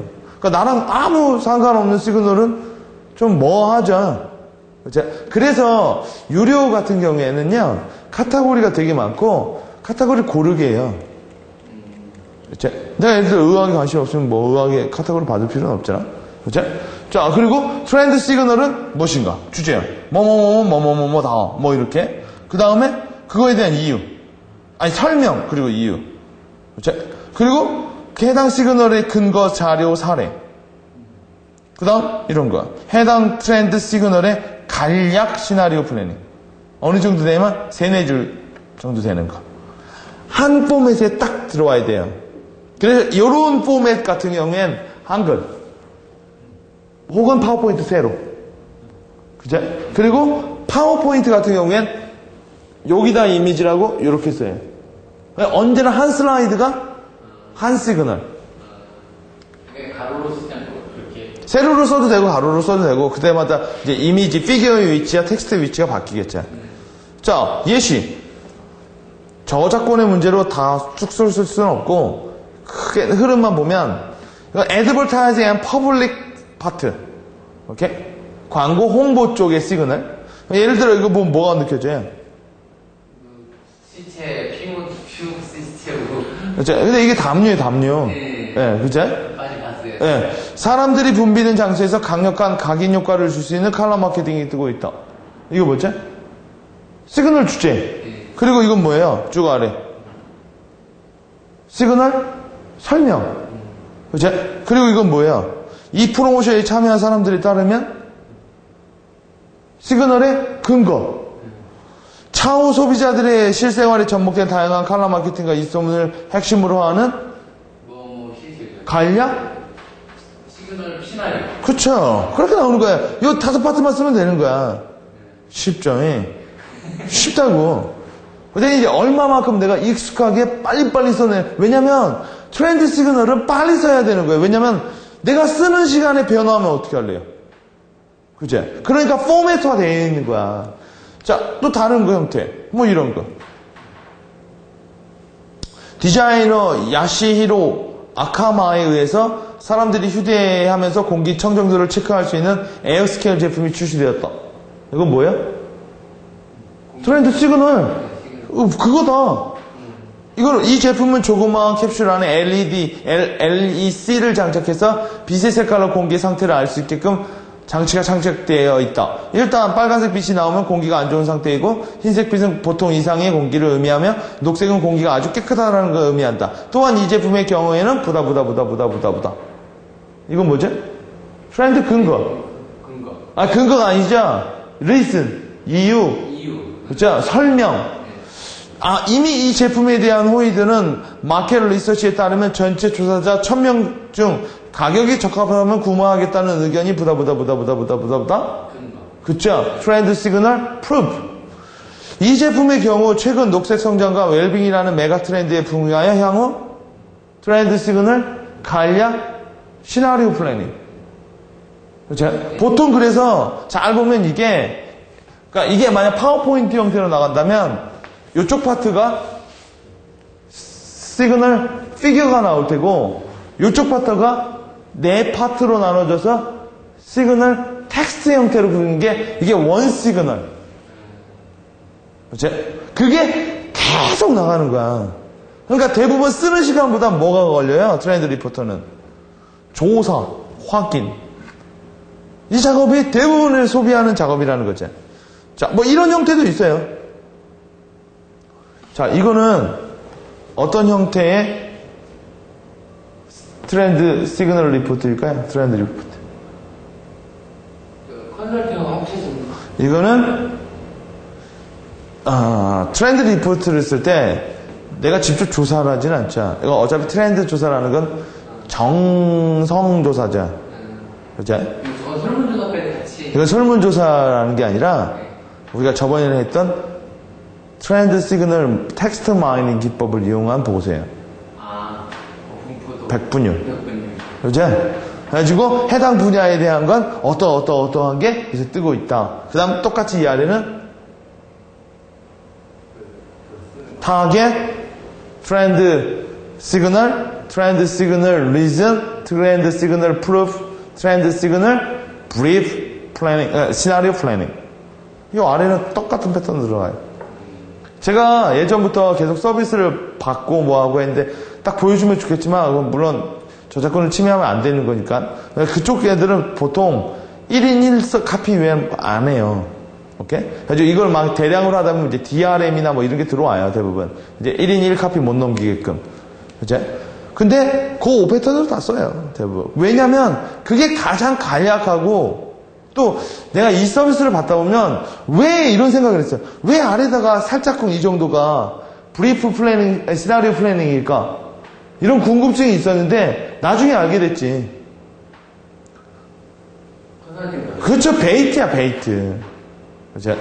궁금증을 그리고 내가 전문가가 아니다 보니까 그렇죠. 시나리오 플래닝을 짜기가 어려운 게 아니라 검증하기가 참 어렵다라는 거죠. 그렇죠. 아무래도 전문가한테 의견을 구하는 게 한번 사람은 찝고 가고 싶어 하잖아요. 이것도 하나의 형태예요. 글은 다 똑같아.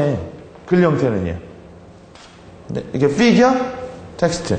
근데 대부분 요새 트렌드는요, 이것도 자체가 트렌드가 있죠. 텍스트가 줄어.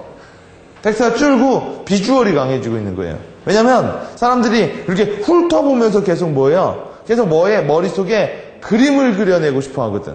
이해되지? 써볼 수 있을 것 같아요? 쓸 수 있을 것 같아요? 예, 근데 이제 그러니까 사진 찍고 포맷은 제가 잘 탔거든요. 근데 이제 문제는 이제 딱 봤을 때 이게 찾아내는 게 이제 그거는 이제 계속 트레이닝을 하는 거야. 그렇죠? 결국 트렌드 리포터, 트렌드 와처들은 먼저 선점 조사한다라는 그 능력을 키워야 되는 거예요. 그렇죠? 그러니까 많은 사람들은 트렌드 리포트를 쓰는 거에 대해서 고민을 많이 해요. 여러분도 제 과정 듣기 전에 막 대단하게 쓴다고 생각했을 거예요. 근데 보니까 뭐예요? 되게 간단하죠? 왜 간단해야 되냐면, 트렌드라는 게 너무나 빨리 변하기 때문에 그거 쓰는 시간에 트렌드가 변화할 수 있단 말이야. 그래서 이거 뭐야? 적시성이라는 게 중요해서 포매터하는 거예요. 그 대신 이거는 뭐예요? 질적 승부보단 양적 승부야. 그럼 질적 승부는요? 그렇죠. 시나리오 플래닝으로 넘어가는 거예요. 쉽죠? 그렇죠? 자, 그래서 너무 간단해가지고 원래 어떤 서비스를 하거나 어떤 워크를 할 때는 복잡하면 복잡할수록 쓰는 사람도 힘들고요. 적용하는 사람도 힘들어요. 그렇죠? 그러니까 트렌드 시그널은 트렌드 리포트는 사람들한테 계속 이렇게 던지는 거예요. 뭔가를. 그렇죠? 그 사람들이 딱딱 받아서 아 이거구나.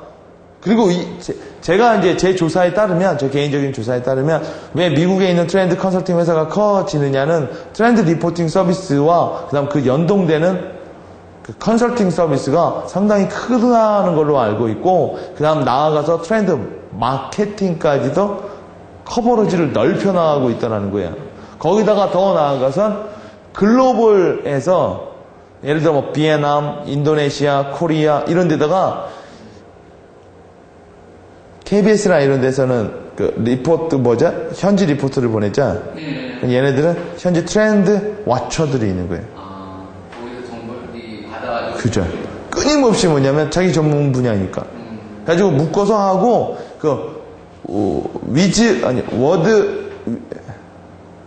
에드워드 그 구글에서 하는 게 뭐지? 나 그 맨날 까먹어. 에드워즈인가 에드센스인가? 에드센스. 네. 그런 것처럼 분할로 한다고요. 저기 컨설팅 제가 그때 전문가들 잠깐 말씀드린 전 세계에 있는 그 전문가들한테 리포트 받아가지고 거기에 해당 뭐 수수료 주면서 컨설팅 네트워크가 만들어지는 거죠. 그거 하는 사이트랑 비슷한 거래. 그렇죠. 그 식으로 커지는 거죠. 그렇죠. 향후에는 결국은 네트워크에. 왜냐면 모든 사람이 이걸 다 알 수는 없잖아. 그렇죠. 물론 그 뒤에 여러 가지 그런 비하인드 얘기는 제가 이제 향후 심화해서 좀 더 많이 얘기를 해드릴 거고. 자, 그래서 다음 시간엔 5 카테고리에 대해서 한번 트렌드 리포트를 써보세요. 써보실 때 이 형태를 유지하고 쓰는 게 좋아요. 왜냐면 틀을 깨버리고 하게 되면 결국은 조금 상품성이 떨어진다는 거예요. 그러니까 뭐 굳이 내가 컨설턴트가 되고 싶지는 않다. 나는 그냥 사내에서 이런 걸 하고 싶을 뿐이다. 라고 해도 어떤 포맷과 어떤 틀로 주느냐에 따라 여러분의 그 상사가 만족도가 달라져요. 똑같은 걸 하더라도 그냥 대충 한글에다가 그냥 분리기호 몇 개 해가지고 하면 전문성이 안 보인다는 거예요. 언제나 프로와 아마추어는 백지장 차이예요. 특히나 누가 이러더라고요. 끝마무리 차이. 자, 그 부분에 대해서 되게 많이 생각을 하시면 돼요. 아마 이 과정을 통해서 트렌드가 무엇이고, 트렌드 시그널이라는 게 무엇이고, 시나리오가 무엇이고, 또 나아가서 이제 트렌드 컨설팅까지 들어가 보고 싶은 분은 아마 은근히 이 서비스가 되게 쉽구나라는 거예요. 쉬운데 결국 트렌드를 조사한다라는 건 일시적인 게 아니라 끊임없이 끈기를 있게 보고 자기가 인사이트를 얻는 거기 때문에 사람들이 왜 이거를 컨설팅 업무를 의뢰하고 대행까지 의뢰하냐면 갑이라는 사람들은 하나 일만을 할 수가 없어요. 프로라는 사람은 하나만 한다 이거죠. 이걸 오래 하다 보면 차후적으로 뭐냐면 머릿속에 이렇게 점이 생기는 게 아니라 뭐가 생겨요? 점이 뭐야? 선이 생기는 거야. 지금 우리가 갈당이 보였지만 요 모든 슬라이드들 이런 건 뭐야? 점. 그러나 monthly, yearly 가면 선이 나오는 거예요. 오케이? 그래서 다음 시간에는 트렌드 리포트를 작성하는 시간을 가져보고 그런 시간을 가져보도록 할 겁니다. 그리고 자기가 직접 써보는 것과 맨날 보는 거는 전혀 다르기 때문에 아마 교육의 목적을 실무에 포커스를 많이 맞춰야지 그냥 향후에 한번 우리가 여론 트렌드 조사하는 것도 써보는 거하고 보는 거하고 다르죠. 그러니까 아까 어저께도 저번 시간에도 지원 씨가 여러 가지 많이 물어봤는데 쓰다가 보면 아리까리한 게 생겨요. 그러면 뭐냐면 저한테 물어볼 때도 세련되게 물어봐요. 그러니까 안 해본 사람은 물어보는 것도 토박해. 자, 에필로그는 이런 생각을 해보세요, 한번. 그러니까 다음 시간은 저희가 이제 프레젠테이션 발표이기 때문에 공식적인 강의는 없고요. 에필로그로 제가 이 과정을 얘기한다면 이런 생각을 해보면 되게 좋아요. 포레스트 검프가 바보거든요. 그죠? 보셨죠? 엄마가 포레스트 검프 때 하는 말이 있다고요. 그죠? My mama always says 라는 말 있죠. Life was like box of chocolate. You never know what you're gonna get. 저는 이런 생각을 해요. 큰 통, 미래라는 큰 통에 색깔이 여러 개 있는 뭐가 있어요? 초콜릿, 즉 미래 플롯이 있어요. 그걸 누군 이렇게 말할 수도 있죠. 시그널이라고. 어떤 거를 고르든 그쵸? 우리는 몰라요. You never know. 그쵸? 근데 많은 사람들은 미래에 대해서 두려움을 갖고 있어요. 왜요? 시그널도 없고요. 플롯도 없고요. 그러다 보니까 뭐야? 미래가 현실이 되면 그때서야 막 당황해야지. 근데 미래란 두려움이 가득한 게 아니라 뭐가 가득 차요? 놀라움이 가득 차야 되고 나아가서 설렘이 가득 차야 돼요. 그렇죠? 그러려면 여러분이 라이프라는 큰 인생이라는 거에 박스 오브 초콜릿, 그러니까 수많은 가능성의 박스가 있는 거고 You never know what you're gonna get. 어떤 가능성이 될지는 모르겠지만 뭐예요? 끊임없이 그 가능성에 대해서 미래와 전략적 대화를 끊임없이 나누셔야 책도 있죠. 미래와의 대화. 그렇죠? 끊임없이 대화를 했을 때만 여러분이 뭐를 달성하기 위해서 오늘을 살게 되는 거지 오늘을 살다 보니 미래가 이렇게 열릴 것이라는 그런 진부한 생각을 안 하게 된다라는 거죠. 자, 그래서 다음 시간에는 우리가 마지막으로 이제 발표, 그 다음에 비공개 자리에서 제가 이제 어떻게 향후적으로 이걸 끌고 진행을 하면서 어떻게 이제 심화에서도 어떻게 이거를 전문적으로 물론 기업 내에서 이제 단순하게 그때 한번 생각해 보세요. 이게 기업에서 그때 트렌드를 쓴다고 해가지고 이게 될 것 같아요? 안 된다. 왜냐면 회사에서 내가 지금 VOD를 듣는 분들도 계시겠지만 스팟 조사하고 어느 날 끊기고 나서 다시 조사하면 그 사이에 맥이 없단 말이야. 그때 뭐가 놓쳐요? 감을 놓치는 거야. 그래서 이런 부분에서는 자기가 회사 내에서 특별히 컨설팅가 되지 않더라도 자기가 주기적으로 끊임없이 뭐예요? 시간을 정해놓고 계속 조사하는 연습을 해야 되는 거고 만약 내가 이쪽 분야의 전문가가 되겠다라는 분들은 이거에 대한 가능성을 보고 또 하는 거죠. 왜 이게 가능성이 되겠느냐? 지금 앞서 말한 거예요. 하나의 일만을 할 수가 없기에 그렇죠? 아웃소싱이라는 개념으로 넘어갈 수밖에 없다는 거죠. 그렇다고 미래를 눈 가리고 여러분 아시겠지만 장애 중에 제일 비참한 장애가 뭐라고 하는지 아시죠? 제일 피곤한 장애. 눈이 안 보이는 거라고 해요. 시각장애. 팔이 하나 없으면 없는 데를 사고 인공수족도 있고 하고 하는데 눈이 안 보이면 일단 몸이 굼떠져요. 왜요? 한 치 앞도 안 보이니까. 세상을 저도 이제 기획을 강의하고 트렌드를 강의하고 이렇게 하다 보면 아주 근시안들이 많아요. 일주일 뒤만 보는 이 눈에 백내장이 잔뜩 낀 사람들이에요. 심지어요. 예를 들어 깡패나 양아치 사람들 쿡쿡 찌르고 다니는 사람들 장님이죠. 내가 이걸 찔렀을 때 어떻게 되어야 되는지 시나리오 플래닝이 전혀 안 잡혀. 그럼 뭐예요? 그냥 무모한 짓을 한다고요. 그렇죠? 어떤 사람들은 정말 10년을 내다보는 미래 보는 거. 누가 그래요?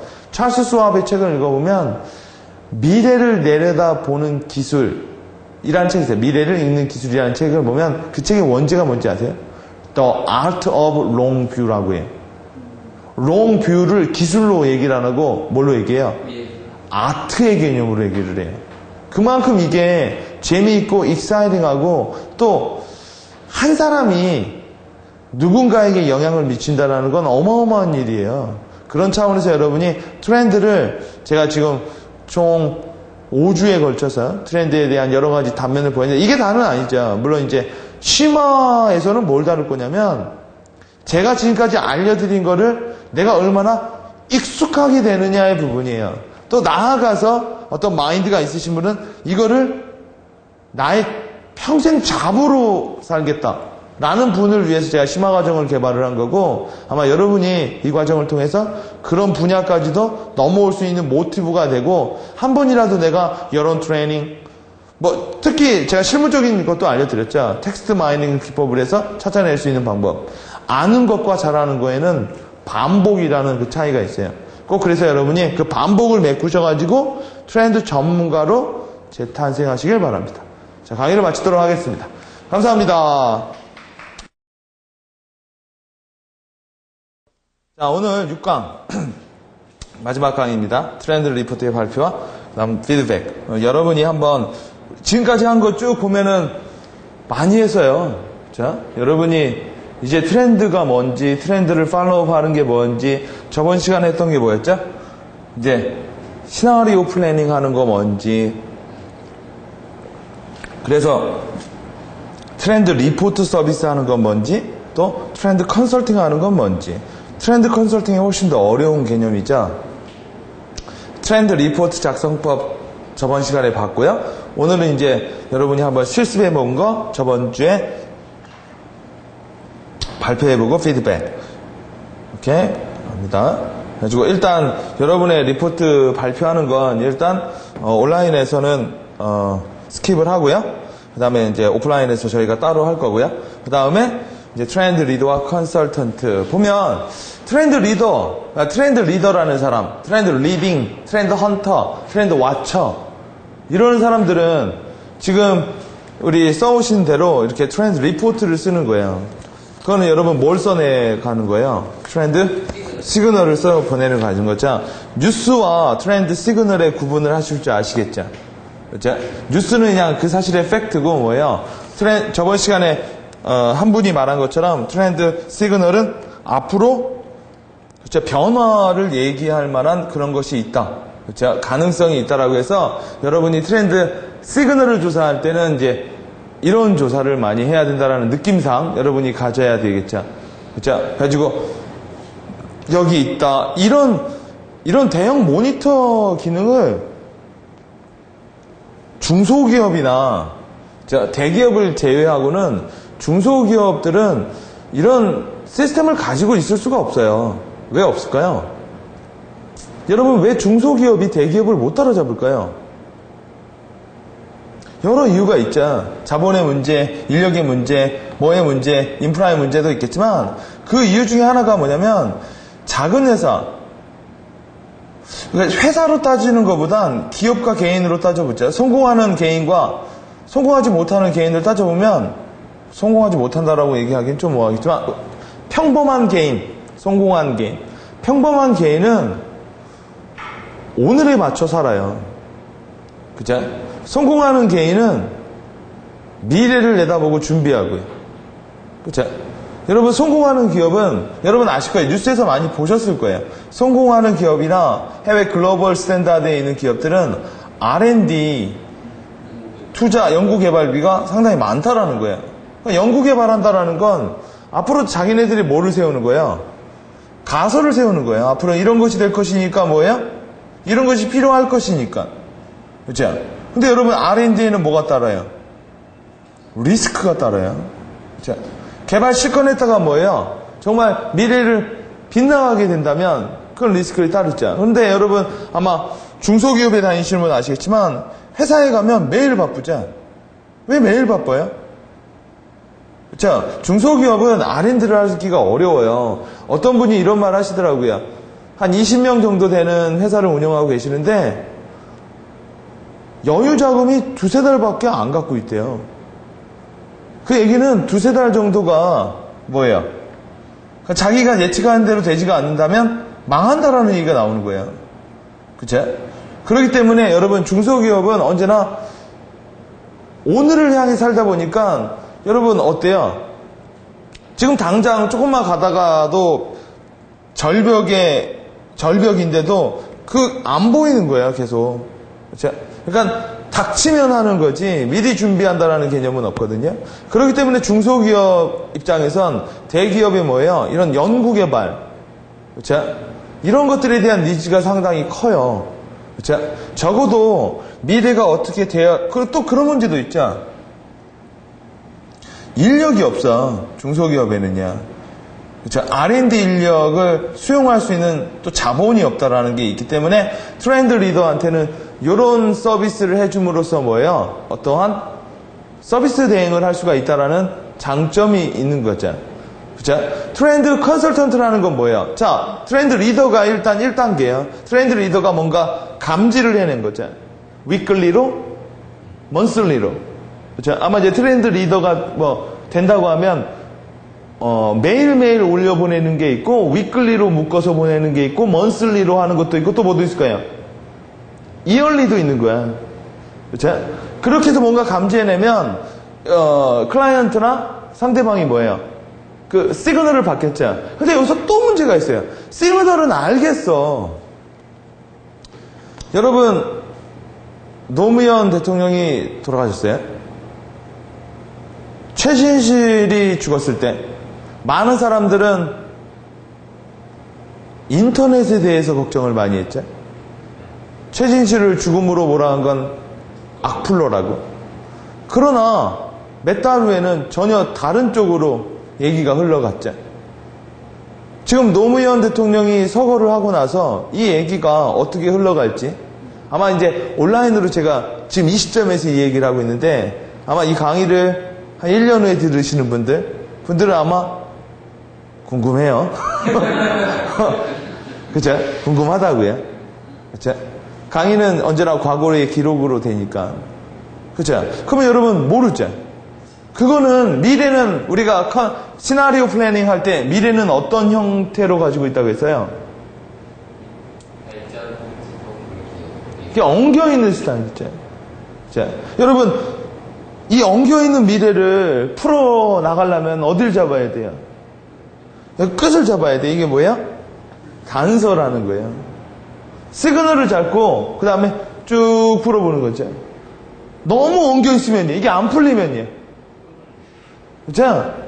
알렉산더 이야기처럼 뭐예요? 자르고 내가 미래를 뭐야? 읽어내기보단 만들어나가야 된다라는 개념으로 바뀔 거예요. 그죠? 그래서 시나리오는 세 개의 큰 가설을 갖고 있다고 했죠. 첫째, 긍정적, 발전적인 미래상, 공식적인 미래상, 그죠? 부정적인 미래상. 자, 이렇게 시나리오 플래닝을 쓰면서 결국 하는 게 뭐죠? 시나리오 플래닝을 해서 미래를 예측하는 데 포커스를 맞추고 있는 게 아니라 그러니까 이 시나리오 플래닝을 받는 사람에게 뭐예요? 행동의 변화를 유도하는 데 목적을 두고 있다고 했죠. 그래서 아마 이렇게 우리 지금 실습을 해오신 분, 이렇게 실습을 해오셨죠? 실습을 아직 뭐 완성본은 아니지만, 그렇죠? 이렇게 실습을 해왔을 때, 이런 비주얼이 상당히 뭐예요? 상대방에게 뭔가 인플루언스를 많이 줘야 된다는 거고, 비주얼이 잡고 뭐예요? 이런 시그널로 익혀야죠. 지금은 아직 이렇게 약간 드래프트하게 나와 있지만, 이런 게 어떤 패키지와 어떤 이제 포매터가 되면은 이제 상품이라는 걸로 나오는 거죠. 그렇죠? 자, 그래서 여러분 우리가 이제 이 개념에 대해서 이거는 아마 첫째 시간, 둘째 시간 제가 계속 언급했던 내용들이고, 그렇죠? 이거는 아마 제가 저번 시간에 얘기해 드렸던 내용이고, 트렌드 컨설턴트와 1인 기업. 여러분 기업을 하려면 제일 중요한 게 기업이나 마케팅에서 제일 중요한 게 뭐예요? 자본이죠. 그렇죠? 자본이죠. 여러분 돈을 버는 최고의 방법이 뭔지 아세요? 기업이 안 망하고 흑자만 낼 수 있는 최고의 방법은 그렇죠? 현금, 그러니까 많이 버는 거 좋지만 많이 버는 것도 있지만 제일 좋은 것 중에 하나가 고정비를 제로로 만들어 버리는 게 최고로 좋아요. 그러니까 적자라는 게 뭐예요? 들어오는 돈보단 쓰는 돈이 많은 상태야. 그렇죠? 그리고 여러분 일단 기업이 망하는 건 결국 돈이 없다고 해서 망하는 거죠. 그렇죠? 그리고 매번 마케팅이나 이런 데서 매번 많이 나오는 얘기가 차별화죠. 그렇죠? 차별화. 대체품이 너무 많다 보니까 뭐예요? 경쟁제품이. 내가 선택되어질 이유가 별로 없단 말이야. 그쵸? 그럼 여러분 이 세상에서 완벽하게 차별화된 게 뭐겠어요? 나 자신이에요. 내 자신이 상품성이 있는지 없는지는 두 번째 문제고, 차별성은 난데 일단 비용은 되게 고정비는 거의 없고요.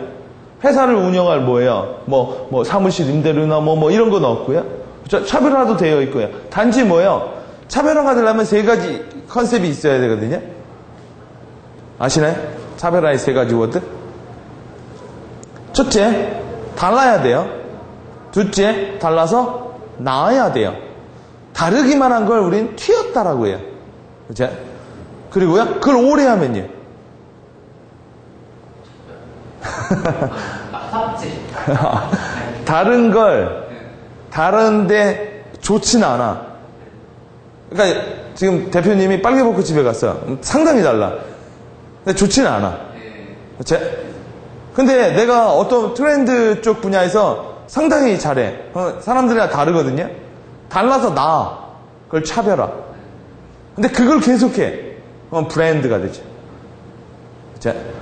그러니까 브랜드의 개념 되게 간단한 거예요. 그럼 왜, 여러분 왜 브랜드가 되지 어려울까요, 사람들은? 차별화를 몰라서? 용기가 없어서겠죠. 남과 다르다라는 것은 상당히 뭐예요? 용기가 필요한 거니까. 그죠? 용기, 도전. 그죠? 그럼 여기서 또 하나 나오죠. 도전하라, 도전하라, 도전하라. 도전을 왜 못해요? 그건 기회비용이 문제죠. 그죠? 내가 기회를, 아니야, 뭔가 도전했을 때 잃는 것이 더 많다고 느껴진다면 쉽지 않거든요. 그죠? 여기서 또 나오는 거죠. 도전의 문제가 이제 뭘로 흘러가요, 다시? 돈의 문제로 흘러가죠.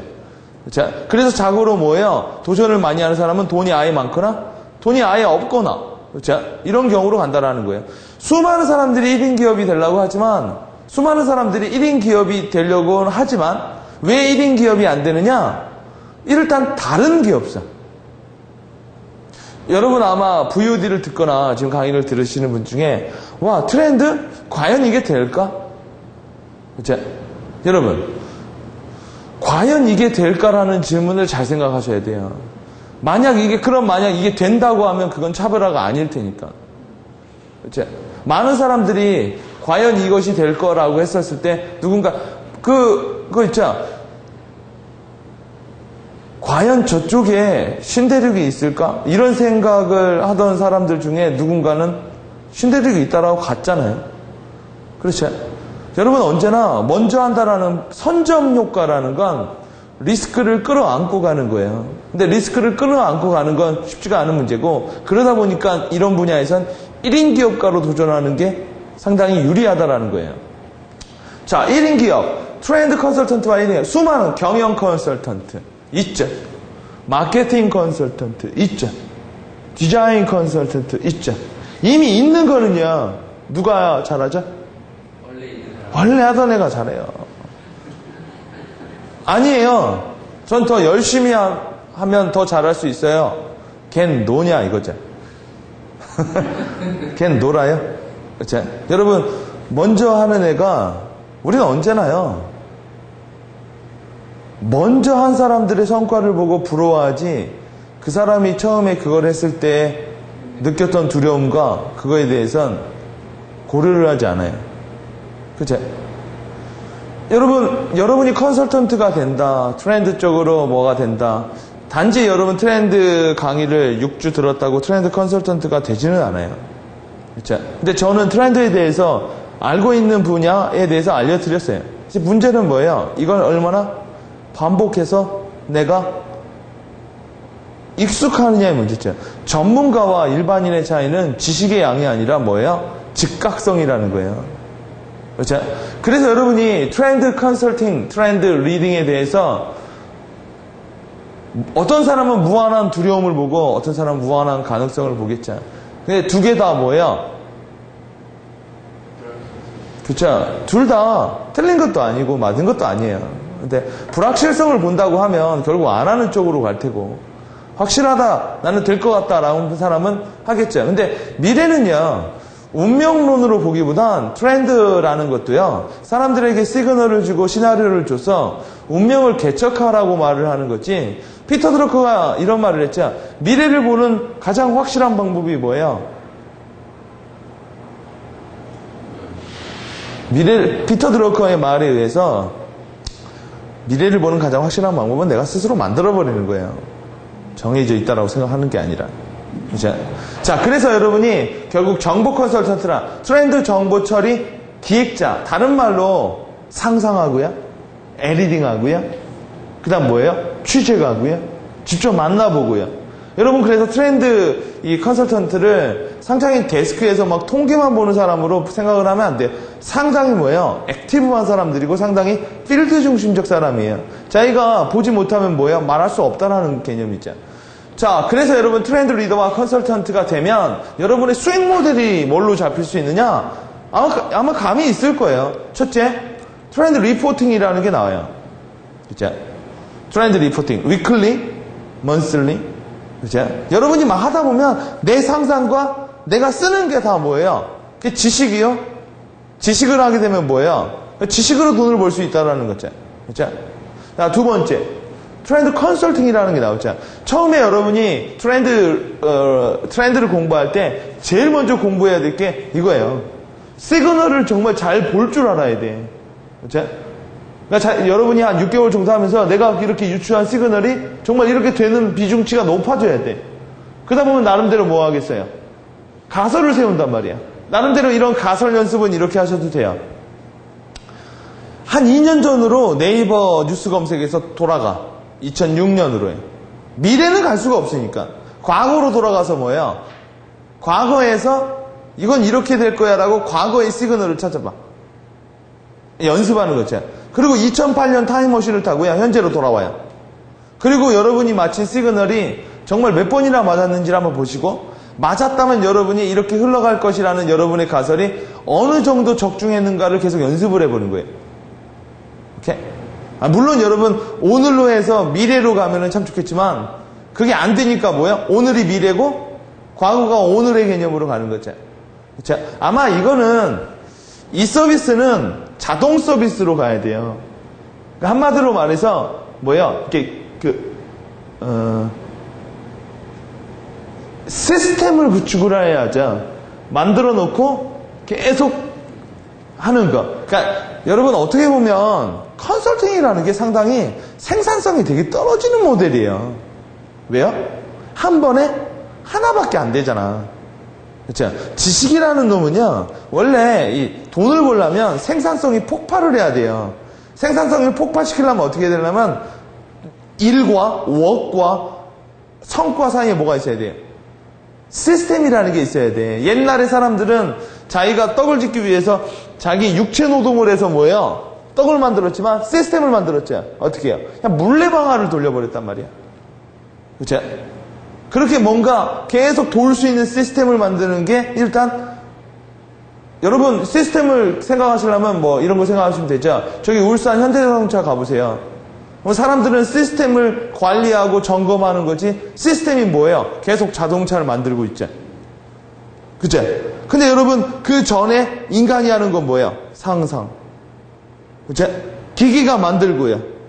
이제는 파는 것도 시스템이 하고 있죠. 그냥 뭐예요? G마켓. 그렇죠? 옥션. 그렇죠? 이제 인간이 갖고 있는 거는요, 상상밖에 없어요. 물론 컴퓨터도 상상을 해요. 컴퓨터의 상상을 뭐라고 해요? 시뮬레이션이라고 하는 거야. 그렇죠? 근데 컴퓨터의 상상은 인간의 상상이랑 뭐가 다를까요? 컴퓨터는 프로그래머된 대로 상상할 수밖에 없어요. 그렇죠? 물론 그렇게 따지면 우리 인간도 그렇죠. 보수적으로 프로그램된 사람은 보수적으로 하겠고, 뭐 한 대로 사람은 뭐 한 대로 하겠죠. 근데 아무 근거 없이 상상할 수 있는 건 인간밖에 없어요. 그렇죠? 그래서 트렌드 컨설팅, 그러니까 이 리포팅이라는 건 시스템을 통해서 서비스하는 게 좋은 거고, 이거는 뭐예요? 1대1로 생산성이 떨어지다 보니까 어떻게 해야 돼요? 이건 생산성이 높다 보니까 가격을 내릴 수가 있는 거야. 그죠? 그죠? 많은 사람이 쓰면 쓸수록 더 많은 거를 생산할 수 있게 되고, 그러면 그럴수록 가격 단가를 내릴 수가 있거든. 그죠? 이거는 그게 안 됐죠. 그러니까 뭐예요? 그렇죠. 이건 가격이 높은 거잖아. 자, 1대1로. 여러분, 컴퓨터로 이런 컨설팅 있죠? 뭘 넣으세요? 성격은 뭡니까? 뭐 합니까? 이럴 때 뭐 합니까? 이럴 때 뭐 합니까? 이럴 때 뭐 합니까? 하면 당신은 뭡니다. 물론 여러분, 점쟁이 집에 가면 여러분 뭐 하고 점 보자. 가지고 뭐 미래가 이렇게 할 수 있죠? 점 사이트에 가서 여러분이 그냥 입력하라는 걸 입력해서 그래도 점이 나와. 그렇죠? 지금 후자는 요 시스템의 개념이죠. 그러다 보니까 공짜도 많아. 근데 여러분은 아마 뭐예요? 나랑 얼마나 맞춰지지 않는다라는 생각은 하겠죠. 여러분 요새 핸드폰에도 여러분 날짜하고 이렇게 탁 누르면 뭐예요? 그냥 오늘은 뭐하고 뭐하고 뭐 이런 거 나오거든. 그렇죠? 트렌드 교육을 할 수 있죠. 그렇죠? 수익 모델이 상당히 많이 나와요. 자, 여러분들처럼 트렌드에 관심 있는 자, 앞으로 트렌드 헌터가 되고 싶은 사람, 트렌드 와처가 되고 싶은 사람들을 위해서 이런 교육을 할 수도 있는 거고, 또 뭐예요? 트렌드 저장료를 받을 수도 있는 거예요. 그렇죠? 여러분이 GP를 하거나 아니면 뭐예요? GP를 하거나 아니면 뭔가 뭐 강의를 하거나, 여러분 강의는 지금 제가 이렇게 강의하는 건 이쪽에 가깝잖아. 생산성이 떨어지잖아. 그죠? 그러니까 한 번에 이렇게 못하니까 이거의 생산성에 혁명을 주려면 뭘 해야 돼요? 그쵸? VOD라는 게 있잖아. 그럼 VOD를 만들어내는 건 뭐예요? 이건 기술력이란 말이야. 근데 이 기술력이 있기 전에 뭐가 있었던 거예요? 상상력이 있었던 거고. 그렇죠?